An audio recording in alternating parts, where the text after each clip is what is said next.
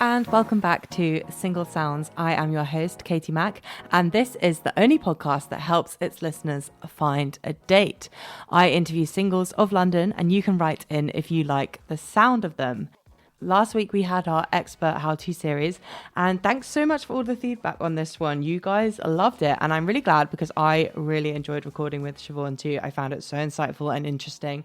And matchmaking is just a topic that I've always been super interested in from an industry side and also a client side. So yeah, I know a few of you have even said to me that now you're considering it as a serious option, which yeah, honestly, I'm not surprised. But we are back to the usual format this week. It is the first week of April and we have a lovely single male of London. He is 31 and looking for a serious relationship. He is exactly 6 foot and is attracted to taller girls. Laughter is the key to a good date for him, and if a pub date on the river sounds great to you, this could be your guy. He isn't afraid to embrace his nerdy side and is extremely passionate about various hobbies and topics. And no promises he might happen to become more obsessed with your interests than you.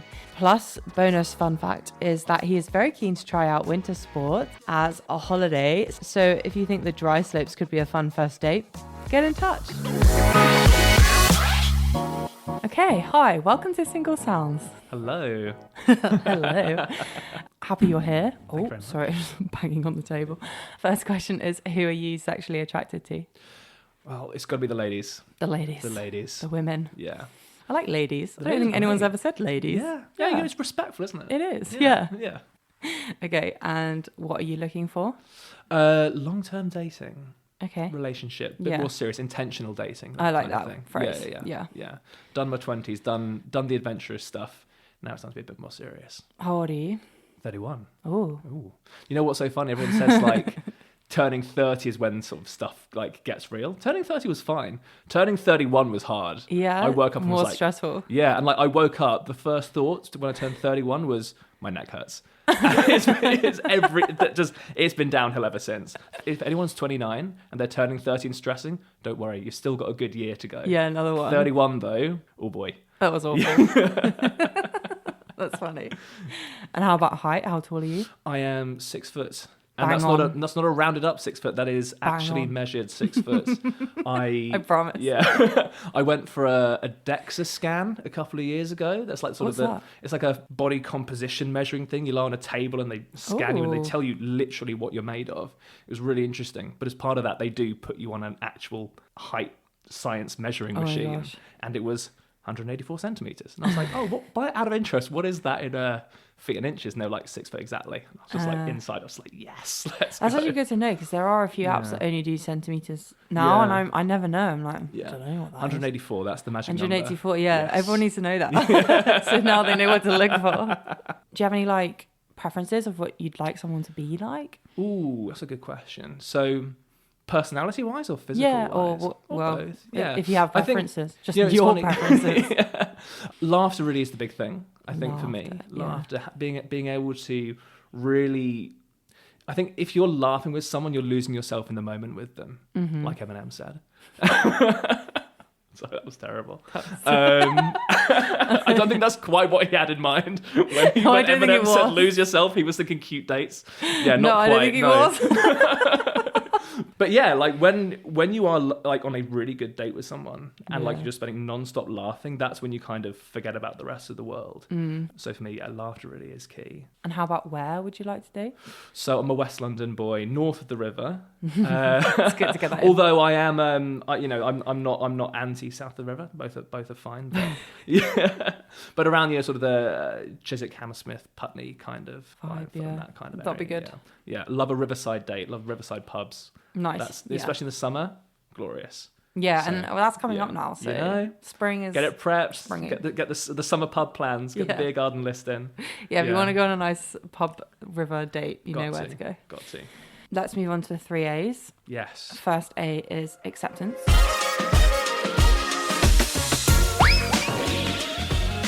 Will they be accepting of your flaws and your quirks? Yes. Let's see. Let's see. First question is, what is your most toxic trait? Most toxic traits? So definitely a bit of a hyper-fixator, a bit of an overthinker. Okay. Every so often, especially when, you know, like a new topic of interest comes along, and I think some people are like, okay, yeah, that was cool. I tend to be like, well, I'm going to learn everything there is to know about this thing, and I'm going to bore everyone to death with every tiny fact that I can find out about it. I mean, I decided I wanted to, okay, let's try and get fit and get, you know, put on some muscle and get a bit jacked, go to the gym a few years ago. And now I am obsessed, and I know everything around protein sequestration and stimulus to fatigue ratios, and I'm trying to set up a PT side hustle, and it's like, I just wanted to get fit. How did this happen? Yeah, no, it's like your whole personality. Yeah, no, it is, and it's just like, oh god, and just like every time something else comes along, it's just something new, and then if it takes me a while to actually give a shit about a topic, because I know that if I'm going to give a shit, then it's going to become my whole personality, and I'm going to get very emotionally invested. So it's hard to get me to be like, okay, cool, but then when it is, it's like, that's it. Okay, it's just all the way down. Interesting. Yeah. What about, so if someone else had like a really good hobby, I mean, like not good, something they were super interested in, would you be happy to get on board with their interests? 100%. I think when it comes to other people, like I love hearing and listening and learning about what you're doing. Yeah. It's just, if what you're into somehow flips a switch in the back of my mind, you might become more obsessed. Sorry if I end up ruining it for you. I'm so sorry. That's so funny. It's just like, you might be like, no, that's my hobby now. So I used to love wine tasting, and now I'm hearing about tannin and stuff, and he just won't shut up about it. That's really funny. Yeah. You might steal hobbies, technically. The hobby thief. They'll be like, I didn't even know that. I don't think that's so toxic though. Is it? I mean, but like, if I ended up like, I'm not going to say I'm just going to steal your cat, but like, if I got really into cats, then he's threatening to steal Billy. Billy's just like, what? I don't know. Hey, you, me, Bill, we can go. But no, you can't have him. But I guess on the other side though is that, like, you know, it can then end up with a little bit of anxiety occasionally, like that overthinking. Is where it can go down the other way. Yeah, I think so. I don't know. I'm trying to think of like in a dating situation where that would be bad, but I'm not convinced it's super toxic. But yeah, you probably know more than I do. I think in a dating context, it's the kind of thing that, I don't know, it's probably more of a thing that comes out in the long term. It's hard to get obsessed on date one, or at least in my experience. I can keep it together for a while, but then eventually it's like, oh, okay, here it comes. Yeah. Okay, and what is the nerdiest thing about you? Oh, well, this again goes back into that whole obsession, hyper-fixation thing. I think they sort of do go hand in hand. So yeah, I agree. Actually, I feel like being a nerd now just means like being obsessed interested about a thing. in something. Yeah. But I mean, not fortunately. It depends on whether you think it's fortunate or not. For better or for worse, I am also a dungeon master. Oh yes, Dungeons and Dragons. Yeah. So does that mean you have a character, or do you only write the script? So I'm a number of characters, depending on what the situation requires. So yeah, it is my responsibility to write the world and tell the story and sort of, you know, I'm not saying be God of that universe. You kind of are though, aren't you? You call the shots, I don't know loads about it, but I know a bit, and I know that is a lot of work. Oh yeah, it's homework, and like my job is very client focused. And so then, like, to come home and be like, oh god, okay, and now my friend clients, and I've got to run that show as well. It's just kind of non-stop. But no, we got into it. We got into it in lockdown. I think you remember at the beginning of lockdown, everyone was doing those quizzes. Yeah. And it got to the point where I think quite a few of my people in my friendship group were like, we would rather catch COVID than do another one of these quizzes. And then a pal of mine was like, do you want to try doing D&D instead? And we're like, yeah, no, that sounds good.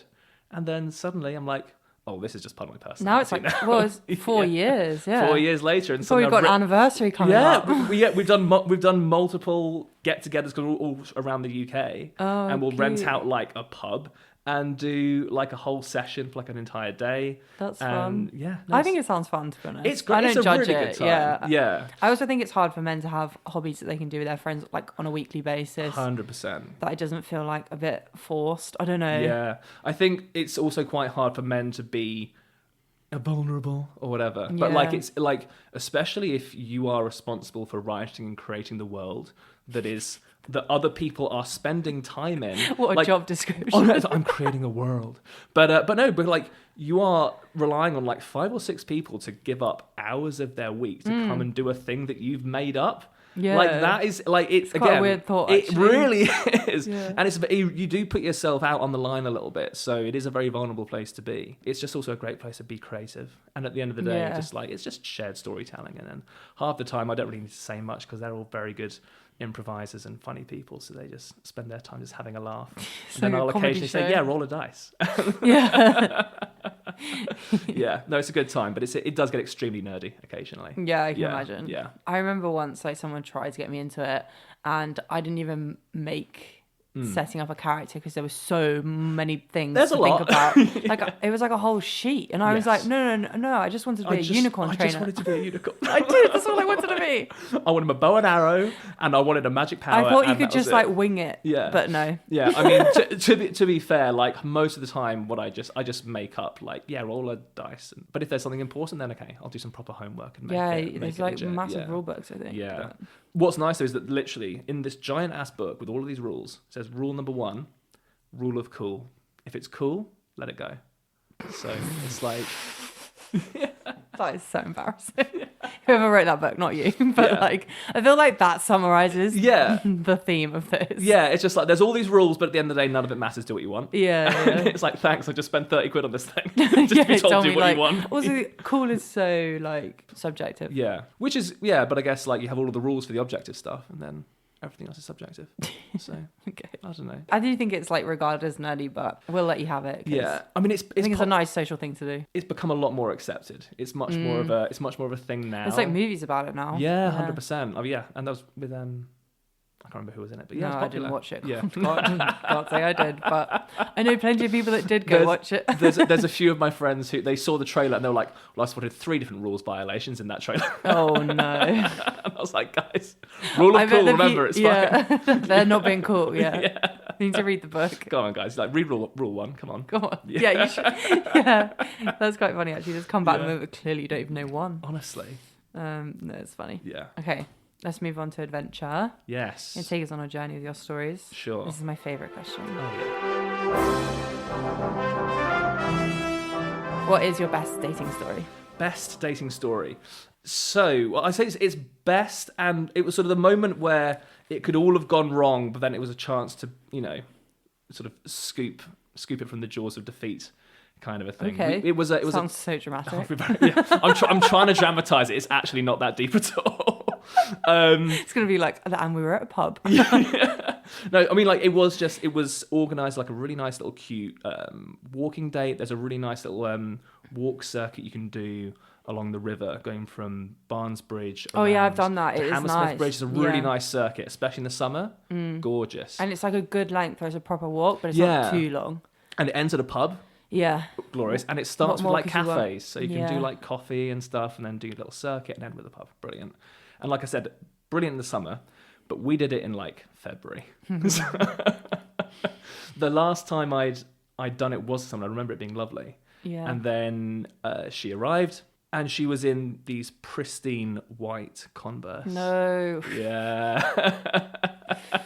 And I didn't clock it in the minute. But then we got down to the kick off the walk, and as you know, there is quite a lot of just like bare field. There's not a lot of like concrete. No.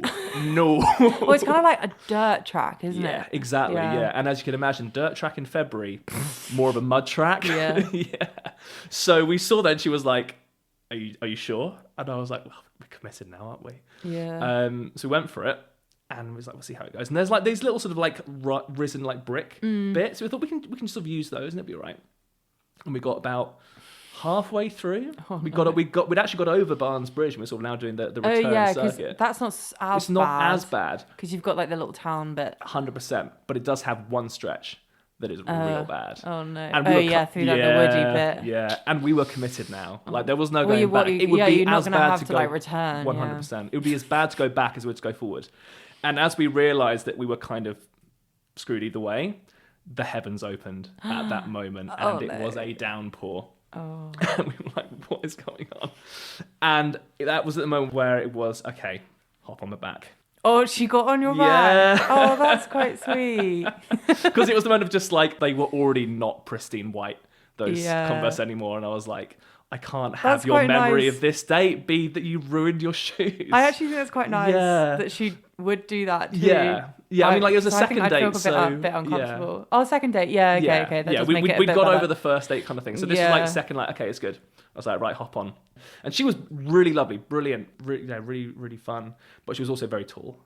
And I'm a fan of a tall lady. I think, like, if there was like a physical kind of a thing, I do like a taller girl. Yeah. And while, tall is great, it is inherently also a bit heavier. Yeah. As well.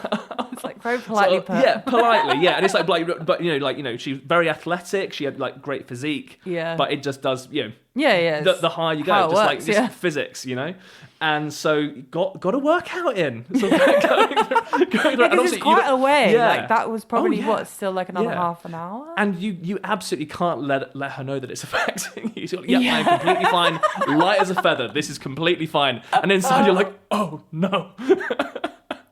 I made you exhausted. Yeah, and so we got to the pub, and I was just like, a drink, please. But no, it was that moment of like, this could go really badly wrong, but I think I just about saved it. Yeah. So and got the third date. So. Oh, well done. Yeah. I think that's great. There. Yeah, I definitely don't think that's a worst. I think that's like it was memorable. It could have been a worst.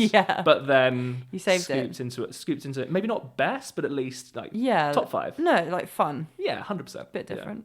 Yeah. I've had some worse ones and similar ones where they've got like lost together and like the date wasn't going that well anyway, and they're like in some woods and it's getting dark and they're like, shit. Fortunately, I had done the route before, so I knew. I mean, it's quite hard to get lost. And it's literally a circle, so it's fine. But you probably did carry her for half an hour. It was, I mean, It's quite far. I had a leg day coming up, so I was like, skip that one, go straight on to it. Yeah, it's just another chance to do another arms day. Like, it actually worked out really well. Yeah, men don't like doing legs anyway. Oh my god, yeah. Funny. No, I do. Yeah, 1 or 2 sets a week, and that's me done. I was thinking, did she get you quite muddy? Hey, I mean, I don't mind the mud. Okay, fine. I was thinking like I would have not been like super enjoying that, but with her I would have felt like quite conscious that I was also getting you like caked in mud. No, I had something a bit more February walk appropriate on. So fine. So it was okay. White Converse. No. Which, and in retrospect, bold move regardless, I think. So, yeah. But hey, she looked great in them, so it's okay. Yeah, so she went for style. And regretted it. Yeah. We commit to the choices we make. Yeah. That's the important thing. Yeah, at least no dithering. we still went on the walk. Like, Absolutely. that would have been a bit of an ick if she was like, oh, no. Yeah, just got there and was like, nope. Yeah, I wouldn't have loved that. So I'd rather her just get them muddy. Yeah, absolutely. At the end of the day, it's a good story. So. Yeah. Okay, what have you never done but you want to do it? This is a fun one, and I'll be interested to see what your reaction to this is, because I know you have done this. Okay. Which is snow sports, skiing, snowboarding, that kind of a thing. Yeah. Because I didn't grow up with a lot of money at all. Like we do like maybe like a family holiday to Spain, quite sort of the cheap option of that. Yeah. And then caravan parks was our thing. Yeah. In France. Yes, exactly. And we took our bikes. We drove, took the bikes. Yeah. Like that was holidays. We make our own fun, exactly. Yeah. And then obviously sort of poor student, and then start making your own money, and then COVID, and then coming out the other side of COVID. Now I'm making reasonable amounts of money to actually go off and do more adventurous stuff. Yeah, top of the expensive. list. Yeah, right. It's really expensive. And especially like having moved around West London, sort of on the dating app scene around here, every other profile is skiing. Yeah, and I'm just like, so true. Yeah. It's like, have I just missed this boat completely? I get so many responses on my ski pictures. Like everyone's like, I like skiing. Yeah, everyone does around her. So like, maybe it's just like wanting to be in the tribe. I don't know what it is, but like I'm definitely got like a bit of skiing FOMO. It is great. I think if you like exercising and you like being a bit outdoorsy, like it's definitely not for you if you don't like, I don't know, walking. Do you know what I mean? Like hiking, like. I think, like if I think you'd like it. Yeah, I think if you get freaked out by a bit of mud, probably not the one. But whereas I'm it's pretty clean. To be fair. That's true. That's fair. You don't really get dirty. You don't really get that sweaty either. It's interesting because I'm just thinking about it. Like I guess like snow's just snow. Like it's not like you don't get filthy stuff. Unless, well, if you go in spring, which I'm going soon actually, it does get a bit muddy down by the lifts, and my ski suit's all white at the moment, so sometimes it can look a bit questionable. I'm just ruined by all white at this point, honestly. Yeah. If you'd asked me biggest ick, I said all white anything. I've definitely gone to Apro with like mud all up my legs from the lifts, and everyone's looking at me like, did she shit herself? Oh my god, I hadn't even thought of that. Yeah, no, that is also dangerous, for sure. Yeah. It's like an all-in-one, so maybe I just like didn't make it. It's like, look, it was a really scary black run. Yeah, exactly. And I made it a brown run, I'm sorry. But like also, it's not the easiest thing going to the loo. Like it's a bit easier as a guy. Well, not that way anyway. Just find a tree. So, yeah. But you just have to go off piece of it. And you see, this is the stuff that I know nothing about. But the problem is, if I do go skiing and I really like it, then these are the kinds of things I'm going to get obsessed with. So, you can go to like Hemel before though. That's what I always suggest to people. Go to the dry ski slopes like here, because you get a good taste of like if you'll enjoy the actual physicality of it, and then you'll like it even more with the nice view. Well, if anyone wants to go on a dry ski run date, that's I think it's quite a good kind date. Of fun. I'd be up for that. Yeah, sounds great. You just, the only thing is that, the dry is better because then you don't need all the like gear. All the bits. Yeah, because that is a bit annoying. Yeah. I always lend mine out to people constantly because they're like, I'm only going once. Can I borrow all your stuff? Yeah. It's like, oh, fine. Yeah. I always say yes. Because I get it. Because like adding it all up, it's like hundreds of pounds. Jesus. So it's not worth it for 1 week. Yeah. But test run and don't buy all white. That's what I've learned. Yeah. Buy a darker colour. Yeah. Although I do look great in my white. But sure, absolutely. Yeah, I can get away with it now because I've been skiing since I was like 4. I think I would just look like, I don't know, probably like a drug dealer or something. If I tried to I feel like guys not in white. No, it's actually quite a good point. You could look up like photos of other people going and like see what like outfit you like first. What is the ski fit that I need to go for? First time ski fit. What does it look like? Probably just dark colours, like a black or a navy. Yeah, some people do bright colours though. But I'd probably just suggest like one like a bright jacket and then dark salad pants. I've got a vision of like that like there's that really sort of neon pink that you always see in like 80s photos. Yeah. They're kind of coming back. Like, I'm not surprised. Yeah, I'm not surprised. All the retro. Lots of people have onesies now. Because that's what my all-in-white one is. It's like a new retro onesie. I can imagine that is really hard to go to the loo in, yeah. Mm-hmm. Yeah, it's not. It's very stylish, but it's not very thought out when you're actually trying to ski properly. That's what I've learned from this entire thing so far: is style and substance. Just very different things. Skiing is a hard one. You want to look kind of cool, but like not too cool.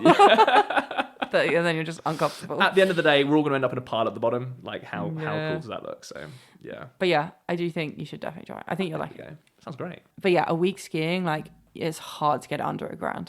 Cool. I'll add that to the notes. So if anyone wants the budget of ski holiday. When people tell me that they can go for under £1,000, I'm like, yeah, but where are you going? Like, will there be any snow there? We're summering on the slopes. Okay, cool. Good yeah, luck. if you go to like Bulgaria, it's way cheaper, but the resorts are tiny. So like for beginners, that's not always great because you might not have like access to the right kind of nursery slopes and stuff. And at the end of the day, like it's a really cool, adventurous experience. You might as well commit a bit of cash to it. Oh, I agree. Yeah, I always say that. Like 100%. You may as well go for it. Absolutely. Because realistically, the difference is probably going to be like a few £100s, and at that point, then you may as well have gone to the best places. Yeah, I think. I say the same about theatre tickets though, and I get hate for that. I only do theatre dates, and I only do ski dates. Those are my two acceptable dates. No, but like I find when I go to the theatre, I want to sit in good seats. Yeah, because I'm probably only going to go like once. If I'm going to heckle, I want to heckle from a good range. That's my biggest regret is I went to go see Harry Potter with one of my old flatmates, and we got the shit seat. Well, they weren't that cheap, but like they were the cheapest. Yeah. And we're in like 5th tier gods. Could not see shit, and it was like close up magic. So I was like, Jesus. It's like, well, I'm just hearing noises, and that's about it. Now I'm gonna have to go again. So actually, I'll probably spend more money.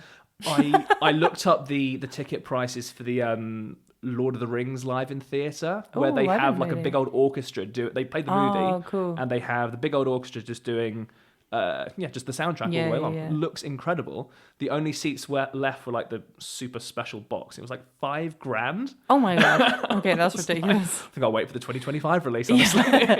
Yeah, you just have to wait. Oh, Not one for a win. $5,000. That's ridiculous. Like, that's glamping at Glastonbury. honestly, I was just like, $5,000. yeah, it's like, I want the ring as much as the rest of them, but yeah, $5,000 That's maybe ridiculous. not. Yeah, you can go skiing 5 times for that. Absolutely. And there you go. Yeah. Much better use of money. I think so. Yeah. Okay, cool. Next A is affection.